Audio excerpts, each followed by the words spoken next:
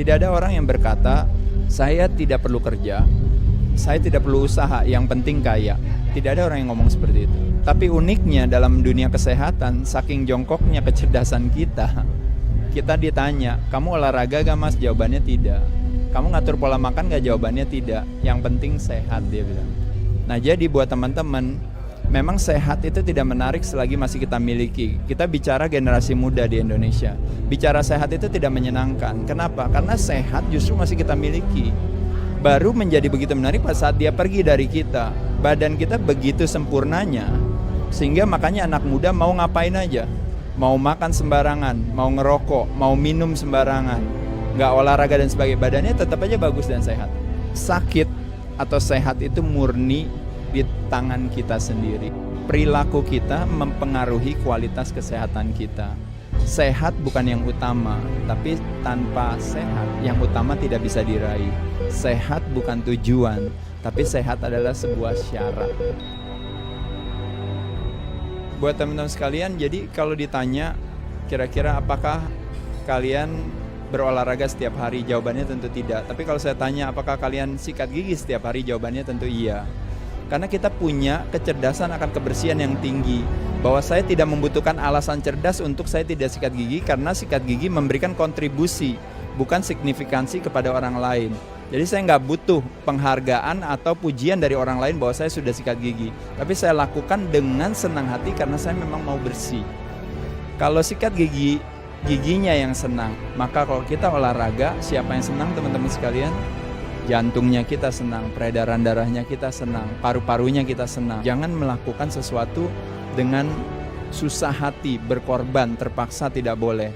Kalau kita sampai harus merasakan olahraga sebagai sebuah pengorbanan, artinya apa yang harus kita lakukan? Merubah cara pandang kita. Saat itu kita akan bersyukur bahwa kita bisa menyenangkan diri kita, maka pada saat itu nanti kita akan bisa menyenangkan, bermanfaat bagi orang lain. Saya ucapkan terima kasih.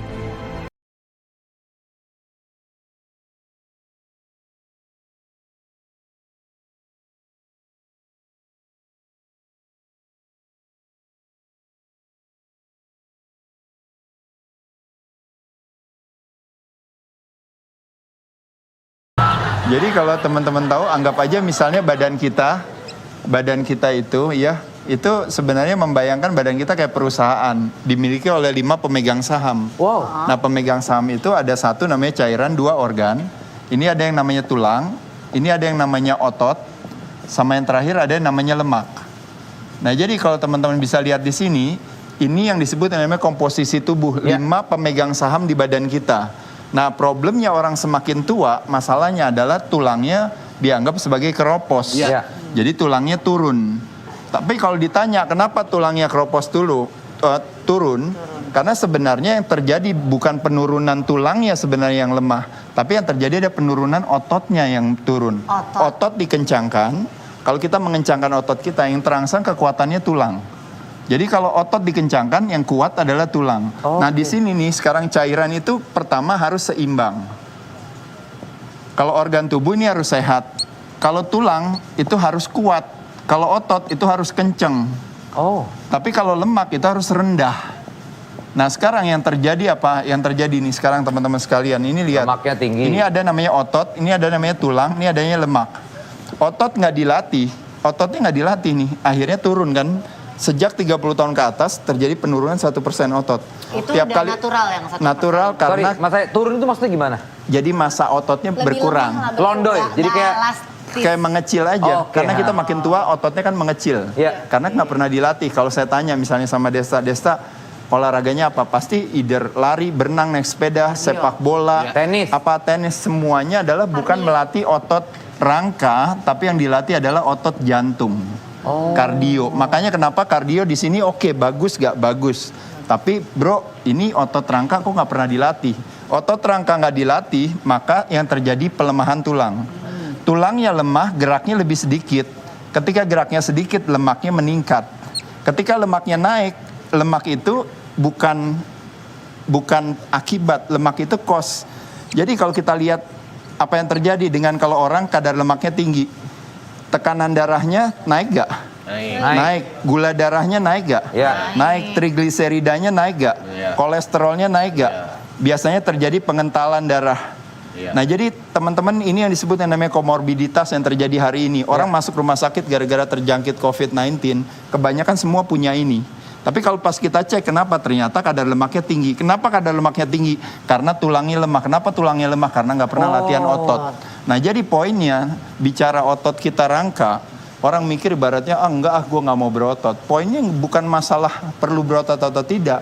Otot nggak dilatih, tulangnya lemah, maka lemaknya tinggi. Saya sejak umur 14 tahun, dari tahun 1983-an, 84, sekarang saya udah 52. Dari dulu sampai sekarang, saya otot tiap hari saya latih. Tiap hari? Tiap hari saya latih, santai aja latihannya. Mau 5 menit, mau 10 menit, mau cuma pusap-pusap aja di wastafel, nggak ada masalah. Otot dikencangkan, tulangnya kuat. Tulangnya kuat, gerak saya normal, metabolisme saya normal, akhirnya lemak saya rendah. Lemak saya di kisaran kurang lebih 10%-an. Sekarang nih? Ya, sekarang 10%. Kalau pas lagi persiapan tanding kan 5%. Tadi baru Nah, ngecek soalnya. poin saya, pertanyaannya adalah, apakah saya punya masalah dengan tekanan darah? Ya, jadi nggak ada. Punya masalah dengan gula darah, jadi nggak ada. Punya masalah dengan berbagai hal, yang ini akhirnya harus ketergantungan sama obat. Ada masalah gak saya? Saya nggak ada. Nah, jadi poin saya adalah kenapa saya bisa terjadi penghambatan penuaan sehingga jadi bentuknya berbeda dengan orang 52 tahun yang lain. Hanya karena saya menjaga si ototnya saya kencangkan, maka tulang saya jadi tetap kuat. Maka apa yang terjadi? Lemak saya jadi rendah. Kalau lemaknya rendah berarti organnya berarti tetap sehat. Cairannya berarti seimbang. Makanya kenapa bentuknya saya dalam 20 tahun terakhir bentuknya sama. Hanya gara-gara saya menjaga keseimbangan ini. Sedangkan orang lain tidak melakukan. Pak Guru. Nanya nih Pak Guru nih. Gak usah berlebihan, orang kok heran. Ada aja. Tapi Mas, mungkin bisa dikasih latihan dasar ya untuk biar otot tuh kenceng selain push up, apalagi sih? Ya jadi sebenarnya yang basic aja. Ya jadi sebenarnya yang basic dasar kalau teman-teman kadang kan kalau saya bilang latihan mesti pakai dumbbell atau latihan ke gym, pasti kita akan punya alasan cerdas untuk bilang saya nggak bisa melakukan itu. Tapi cara yang paling gampang adalah menggunakan tubuh kita sebagai gym kita sendiri. Makanya gerakan-gerakan yang gampang yaitu adalah satu adalah push ups. Lalu yang gampang juga adalah squats atau yang namanya lunges. Ya, lalu selain itu juga bisa plank. Kalau cewek suka melakukan namanya plank. Lalu bisa juga yang lainnya juga misalnya sit up atau reverse sit up. Nah, contoh paling gampang nih, paling gampang aja nih contoh. Misalnya saya bilang push up yang gampang. Ini kan push up hanya cuma menggunakan tubuh sendiri. Ini push up kena 3 otot. Ada otot dada, ada otot bahu, ada otot lengan. Tricep which is ini otot dikencangkan yang terangsang kekuatannya tulang. Otot dikencangkan, gula kita kebakar. Latihan beban adalah aktivitas membakar gula paling efektif dalam waktu yang paling singkat. Nah, sedangkan orang gemuk punya masalah dengan ini gara-gara kebanyakan gula. Nah, jadi maksud saya, teman-teman kan habis makan bubur ayam, makan mie instan, makan kue, makan keripik, makan kerupuk, kan kita mau menikmati itu. Nah, ketika kita makan itu kan kita feeling guilty. Lalu kita ngapain? Biasanya kan kita lari. Padahal aktivitas yang harus dilakukan adalah melakukan ini. Karena apa? Karena dengan kita kencengin otot ini, otomatis apa yang terjadi? Kalau kita makan, gula kita kan naik ke atas. Kalau gulanya naik ke atas, maka otomatis pankreas kita itu merilis yang namanya hormon namanya insulin. Dia ngambil kelebihan gula itu untuk disimpan ke dalam mana? Nanti ke dalam sel lemak. Nah, padahal sebenarnya yang harus dijaga itu adalah otot kita. Kalau kita latih, dia sebelum dia ke lemak, ototnya bilang nggak bisa. Ini si Desta baru habis latihan push up barusan. Jadi nasi tadi yang harusnya disimpan di dalam sel lemak, dia harus kepake gara-gara Desta tadi baru habis latihan push up. Jadi akhirnya dia melakukan interception si otot tadi. Dicegat. Nah, makanya jadi membayangkan teman-teman di sini anak motor. Kalau motor kita misalnya 600 cc. Nah, satu motornya adalah cuma 100 cc. Lalu sama-sama diisi bensin 10 liter. Cuma dipanasin doang. Yang cepat habis yang mana? Yang habis yang 600. Kenapa? Karena mesinnya gede. Nah, mesin gede, cc gede itu adalah direpresent dengan otot kita. Otot dan otak adalah 2 bagian di tubuh kita yang paling boros. 62% tepatnya. 2% otak, 60% otot.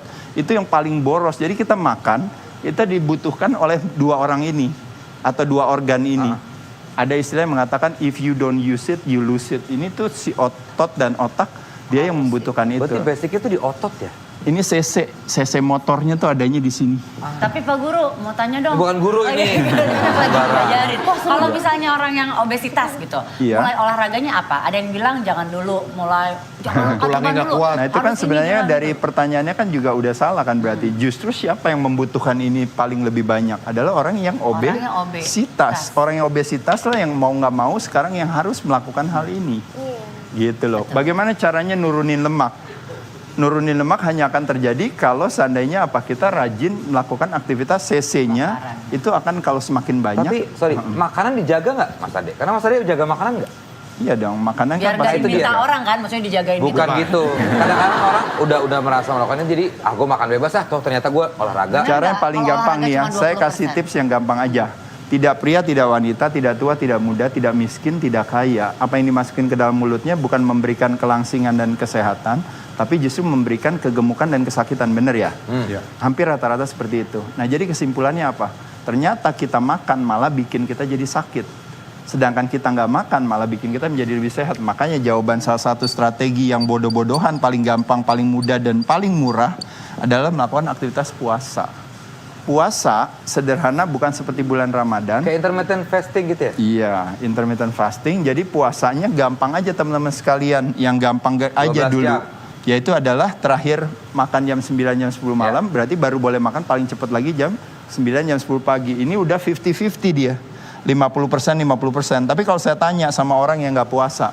Dia nggak makan hanya kapan? Hanya pada saat tidur doang, 7 jam. Selebihnya 16 sampai 17 jam. Itu ngapain? Semuanya makan terus. Jadi artinya di sini berapa? 70% dia makan jendelanya. Jendela tidak makannya cuma 30%. Menyenangkan nggak kalau seandainya jadi 50-50? Hanya yang sesederhana itu dia udah langsung turun berat badannya. Sekarang saya bilang lagi, boleh nggak teman-teman? 2 jam atau 3 jam sebelum tidur sama 2 jam atau 3 jam setelah bangun tidur baru boleh makan. Jadi berapa di sini? Jadi 14 jam, ini jadi 10 jam.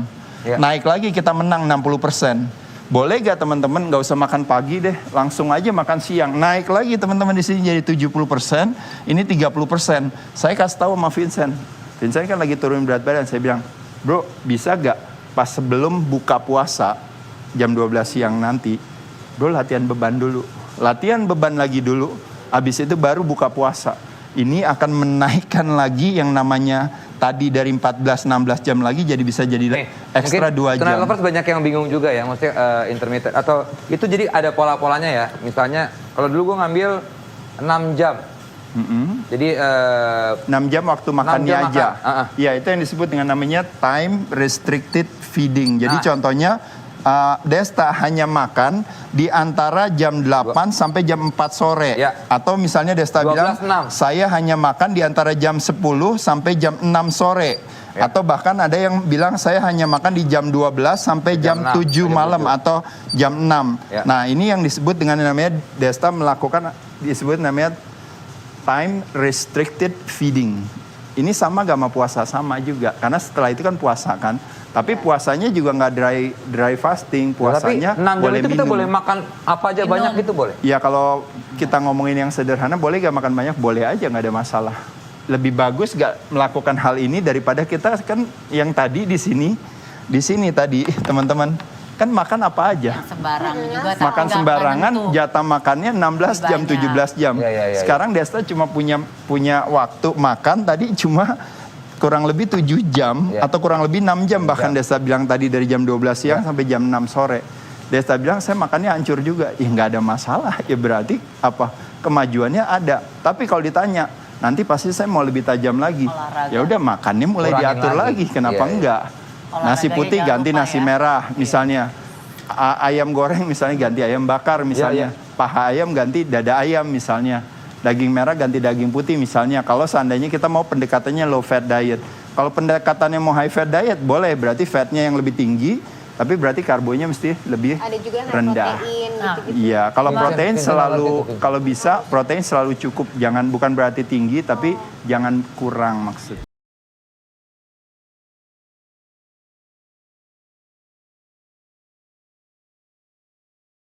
Jadi ketika kita stres, nah yang terjadi adalah apa? Badan akan merilis berbagai macam reaksi, respon. Salah satunya adalah misalnya kortisol. Ketika kortisol hadir, apa yang terjadi? Kortisol hadir, otomatis yang terjadi adalah badan pasti akan apa? Akan menciptakan, kalau saya jelasin secara teknis aja, misalnya orang stres. Ketika dia stres, kortisol hadir. Kortisol hadir, badan membuat sebuah kecerdasan sendiri untuk bilang kasihan nih si Dedi, dia stres banget. Kalau dia stres berarti tenaganya turun. Berarti kita harus naikin tenaganya. Tenaganya kita naikin dari mana? Ya otomatis kita naikin gula darahnya. Gulanya kita naikin. Pas gulanya naik, kan ada proses namanya gluconeogenesis. Diambilnya dari mana? Udah latihan kaki dari dulu, kita latihan pantatnya tepos terus kan. Gara-gara kebanyakan stres dia ngambilnya dari sana. Dan bukan hanya itu aja, ginjal kena, lambung kena, betul, semua karena kena. Ketika gula meningkat, akhirnya insulinnya hadir. Insulin ngambil gula, akhirnya disimpan di dalam sel lemak. Nah jadi akhirnya perut gemuk, pantat tepos. Iya kan? Gara-gara stres. Gara-gara stres. Bagaimana caranya membuat seseorang umurnya cepat pendek katanya? Apa itu? Dia bilang katanya, dibuat penelitian itu, dia bilang kasih dia gula setiap hari, kasih makan yang banyak setiap hari. Dia bilang biar supaya dia umurnya pendek. Umurnya nggak pendek, biasa aja jalan terus. Kasih dia rokok setiap hari, suruh ngerokok setiap hari, umurnya nggak pendek juga. Karena dia ngerokok, dia aktivasi yang namanya parasympathetic nervous system. Lalu yang dikasih lagi alkohol setiap hari, suruh minum, suruh mabok-mabokan, tapi dia happy, dia senang sama temennya, nggak kenapa-napa. Apa yang dilakukan untuk membuat seseorang umurnya pendek? Apa itu? Yaitu adalah house arrest. Nggak boleh ketemu sama teman-temannya.